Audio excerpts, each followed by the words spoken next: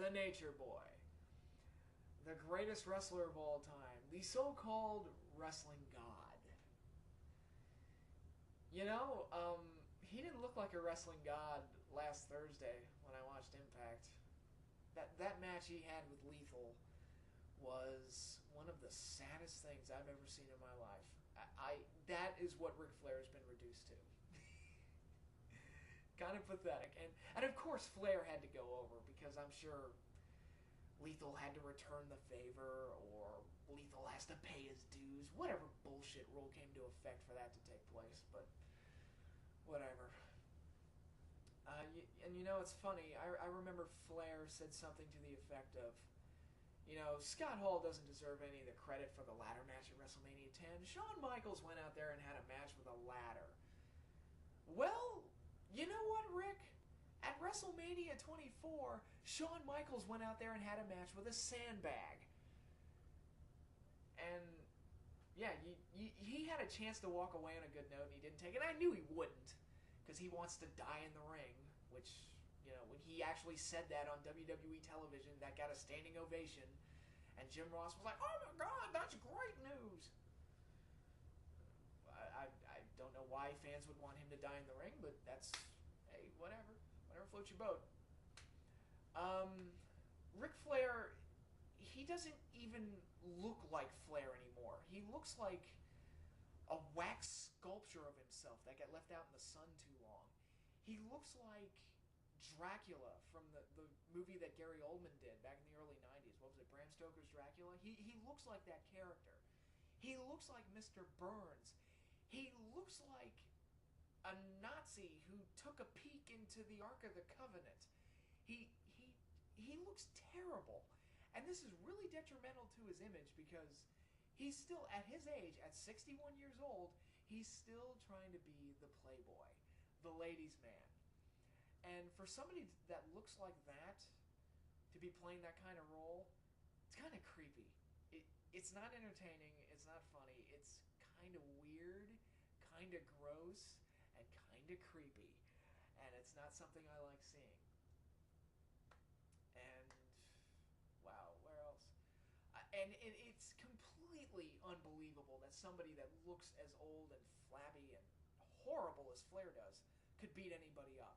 I remember a segment he did in 2005 where he had been attacked by Carlito and Chris Masters.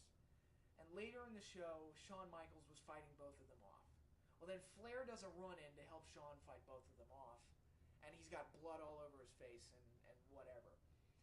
And I remember I was watching that segment with a friend of mine who, excuse me, who was not a wrestling fan.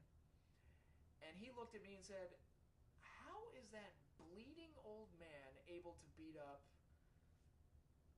a jacked up guy like Chris Masters?"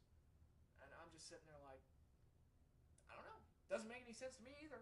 I don't know. That's the magic of scripted television, I guess. It's just not believable for him to be an in-ring competitor at this point. If anybody beats him, it doesn't elevate them. It didn't elevate Jay Lethal by beating Ric Flair because he didn't beat Ric Flair at his best. He beat an old man. It's like, oh, congratulations, Jay. You beat Grandpa. Good. Who hasn't beat Flair? I mean, my God. Rico beat Ric Flair. Meant nothing.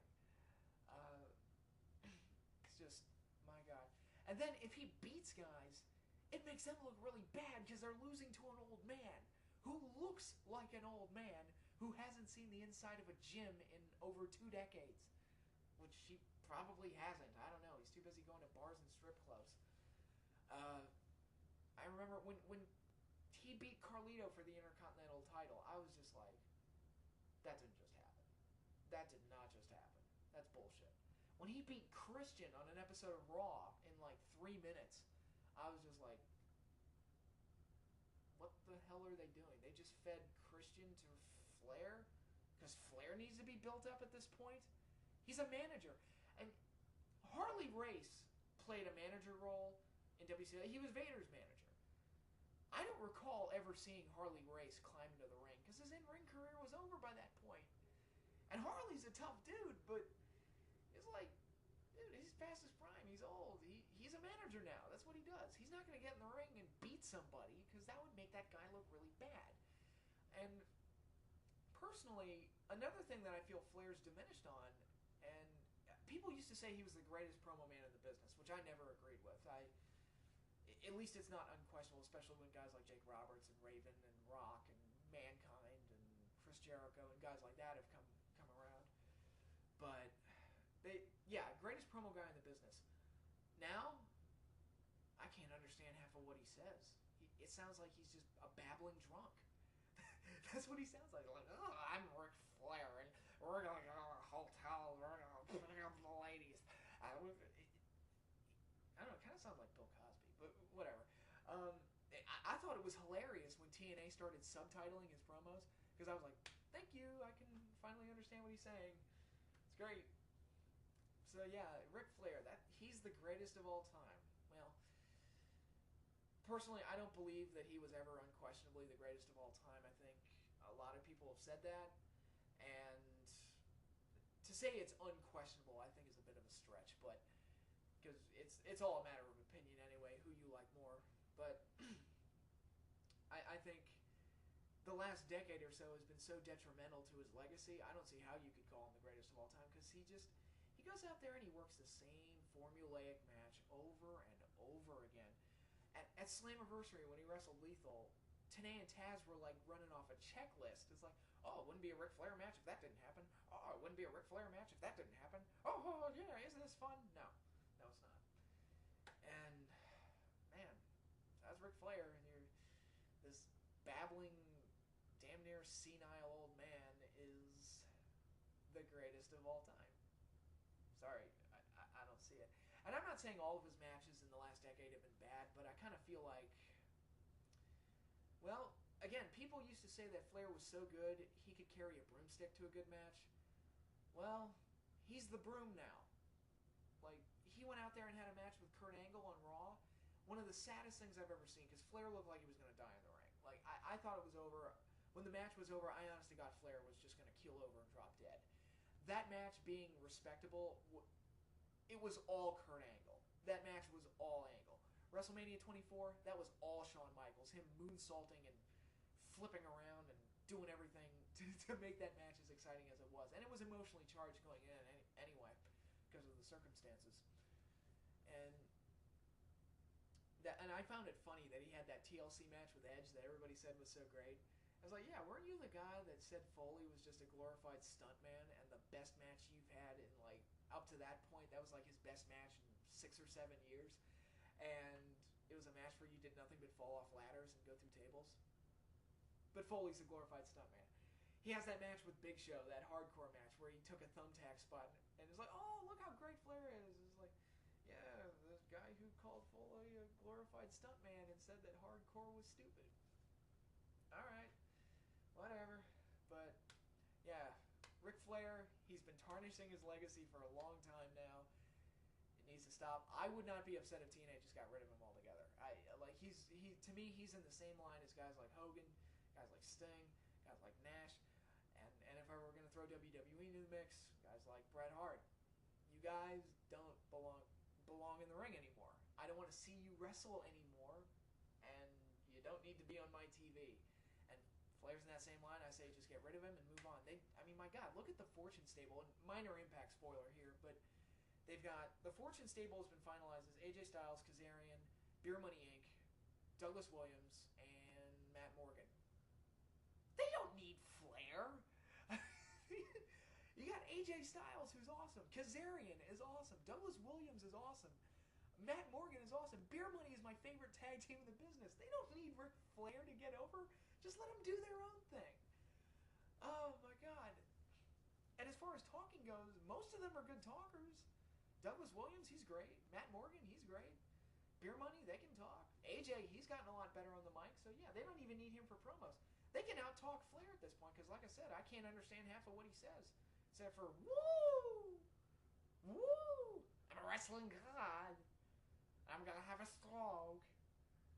But whatever, yeah, that's the legendary Ric Flair. Please retire.